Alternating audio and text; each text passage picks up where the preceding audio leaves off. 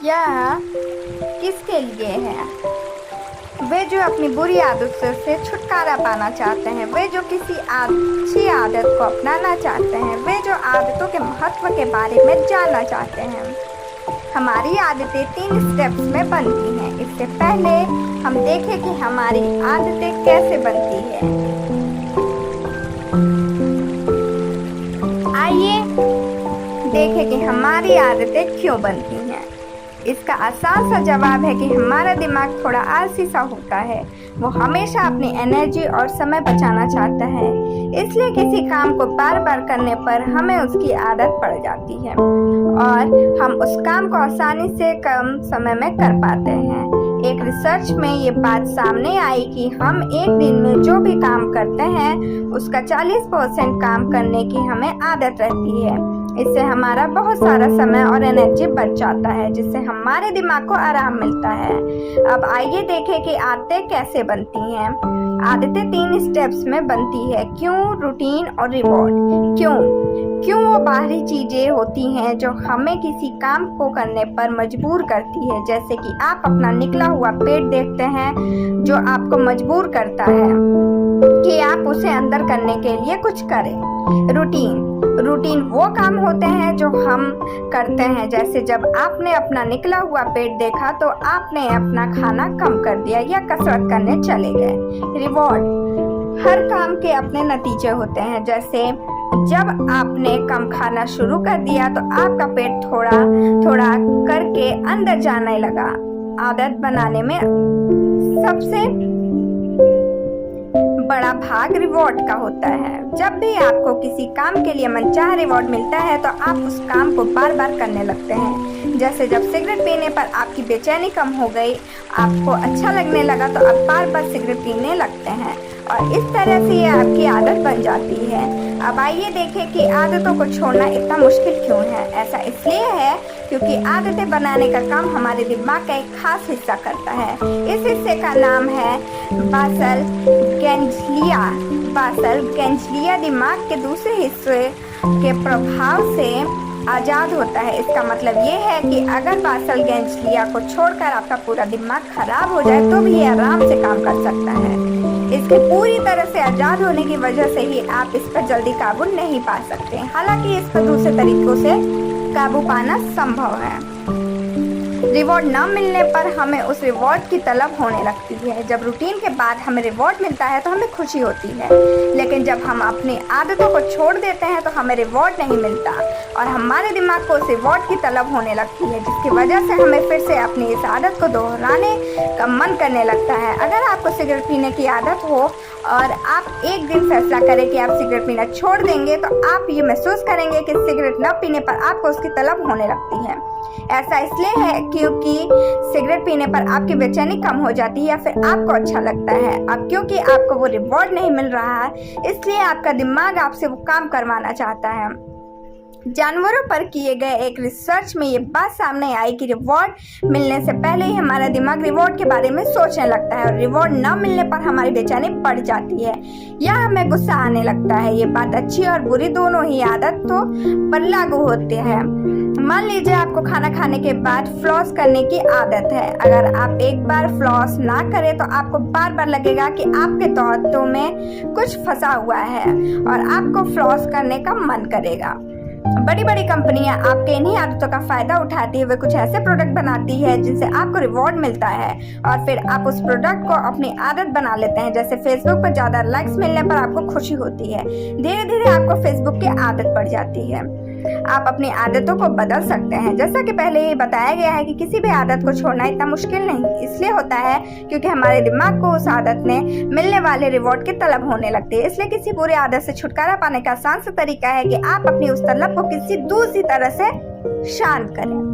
जैसे कि अगर आपको शराब पीने की आदत है तो आप खुद से सवाल पूछिए कि आप शराब क्यों पीते हैं। क्या आपको बेचैनी होती है?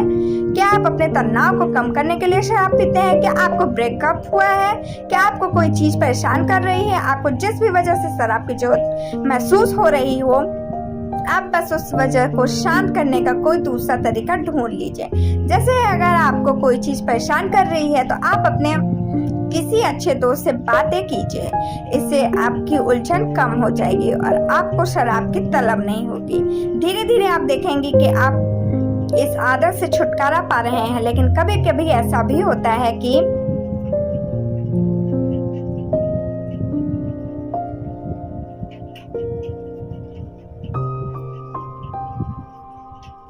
उन आदतों के छूटने के बाद भी हमें कुछ दिन बाद उस काम को करने का मन करता है। जैसे कि अगर आपका खास दोस्त जिससे आप बातें किया करते थे वो अब आपके संपर्क में नहीं है, या फिर आपसे उनसे झगड़ा हो गया है, आपको फिर से शराब पीने की आदत पड़ सकती है। अक्सर ऐसा इसलिए होता है क्योंकि ऐसे हालातों में आपको लगने लगता है कि आपका साथ देने वाला कोई नहीं है, तो आप शराब को ही अपना साथी बना लेते हैं और फिर से शराब पीने लगते हैं। तो इससे छुटकारा पाने के लिए हम क्या करें? ऐसे हालातों में आपको ये भरोसा करना होगा कि आप अकेले नहीं हैं, भगवान आपके साथ है और हमेशा ही आपके साथ रहेगा।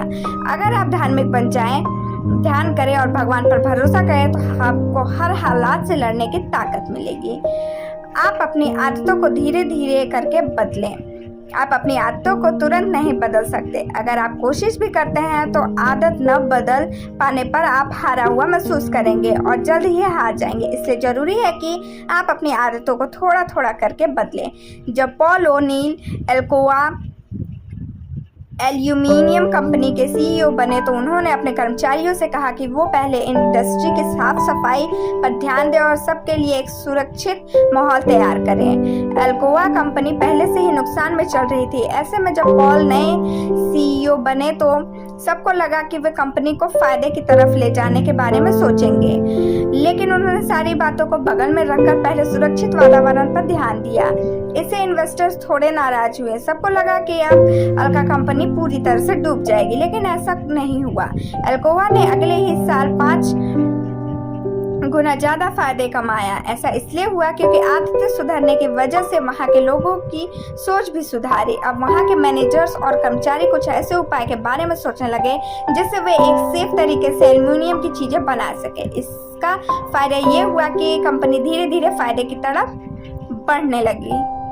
इसी तरह से अगर आप अपनी छोटी छोटी आदतों पर ध्यान देंगे तो आपको एक दिन बड़े बड़े फायदे जरूर होंगे। अगर आप मोटे हैं और आपको वजन कम करना है तो आप पूरी तरह से डाइट पर जाने और कसरत शुरू करने के बारे में मत सोचिए। आप धीरे धीरे ही अपने खाने की आदतों को सुधारिए। आप एक दिन फर्क महसूस करेंगे। अगर आपके पास इच्छा शक्ति है तो आप कोई भी आदत अपना ना छोड़ सकते हैं। अगर आप वाकई अच्छी आदत बनाना चाहते हैं तो आप अपनी अच्छी इच्छा शक्ति को मजबूत करने की आदत बनाइए। एक मजबूत इच्छा शक्ति से आप किसी भी समस्या से लड़कर उस पर जीत हासिल कर सकते हैं। क्या आपके साथ कभी ऐसा हुआ है कि कभी कभी आप अपने काम को बहुत अच्छे से कर लेते हो, जबकि कभी कभी वही काम आपको बोझ लगने लगता है? ऐसा इसलिए होता है क्योंकि उस दिन आपकी इच्छा शक्ति कमजोर पड़ जाती है। आपकी इच्छा शक्ति भी कभी कभी आपकी तरफ थक जाती है। इच्छा शक्ति को मजबूत करने के लिए आप अपने आप को ट्रेन कर सकते हैं। जैसे कि अगर आपने कभी हवाई जहाज में सफर किया हो तो आपने देखा होगा कि एयर होस्टेस का व्यवहार बहुत अच्छा होता है। वे सभी यात्रियों से शांत स्वभाव से बातें करती हैं और अगर कोई यात्री गुस्सा करने या लड़ने झगड़ने लगता है तो भी वे शांति से उनको संभालती हैं। एयर होस्टेस को ऐसा माहौल के लिए तैयार किया जाता है।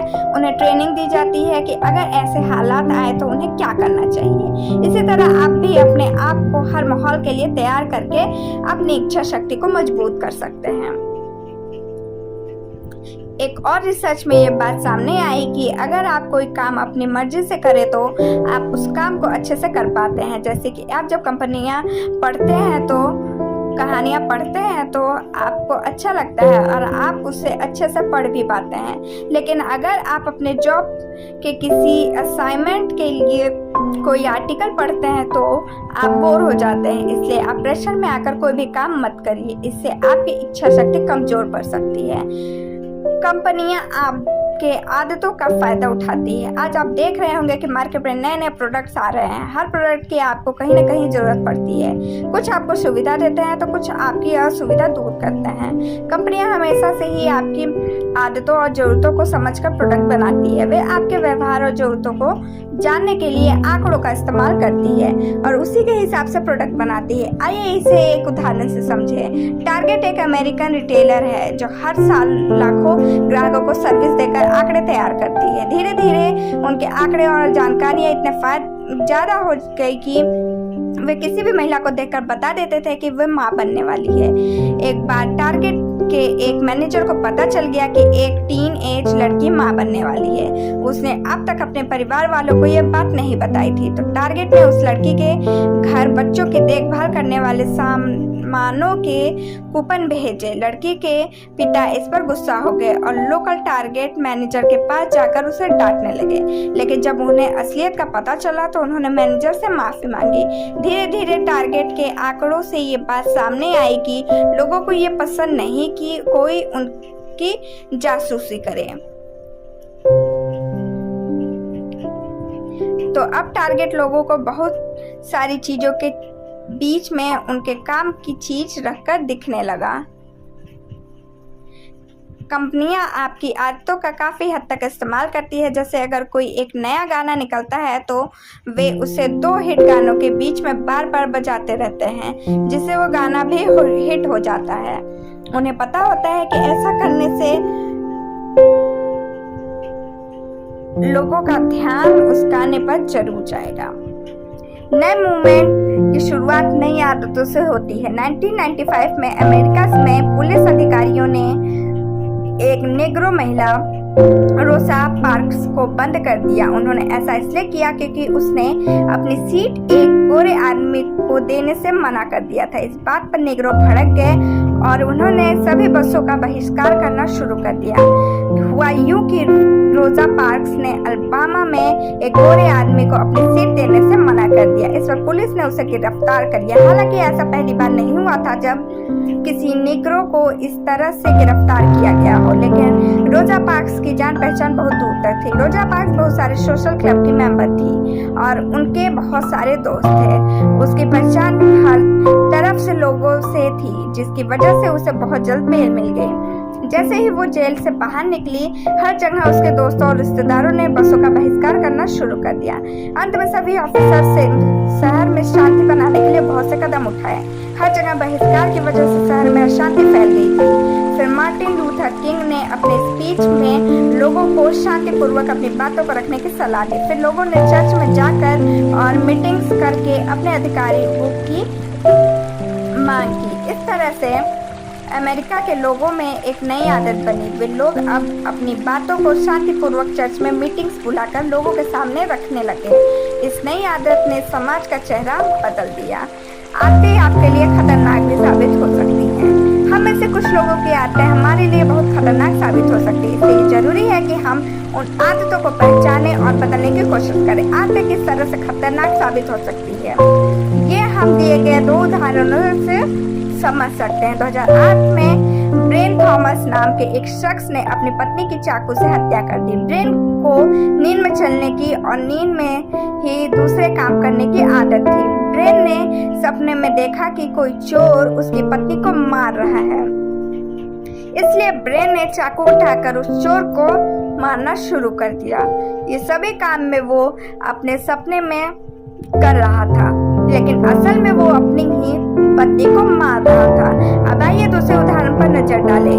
एनजी बेचमैन को कसीनो में जुआ खेलने की बुरी आदत थी। वो पहले ही जुए में अपना घर और पैसे सारे हार चुके थे। उसे जुआ खेलने की बहुत बुरी लत थी और ये बात हेरा नाम के एक आदमी को पहले से ही पता थी। हेरा ने एनजी को कसीनो में घुमाने का ऑफर दिया। उसे पता था कि एनजी अगर एक बार कसीनो में जाएगी तो जुआ जरूर खेलेगी। हेरा ने एनजी के साथ जुआ खेलकर उसे $5 लाख के कर्ज में डुबो दिया और फिर उस पर कोर्ट में केस कर दिया। इन दोनों ही उदाहरण में ब्रेन और एनजी अपने आदतों को काबू नहीं कर पा रहे थे। इसलिए ये बहुत ज़रूरी है कि आप अपनी बुरी आदतों पर काबू करके उनको जल्दी से जल्दी छोड़ दें। ये आपके लिए बहुत खतरनाक साबित हो सकता है। सारांश, आदतों का हमारी ज़िंदगी में खास महत्व होता है। हम अपनी आदतों से ही बनते और बिगड़ते हैं। ऐसे में ये ज़रूरी है कि आप आदतों के बारे में जाने कि आखिर ये आदतें कैसे और क्यों बनती है और कैसे हम अपनी बुरी आदतों से छुटकारा पा सकते हैं। उम्मीद है कि आपको इन सभी सवालों के जवाब मिले होंगे। आज के लिए बस इतना है। Thank you, bye bye, take care.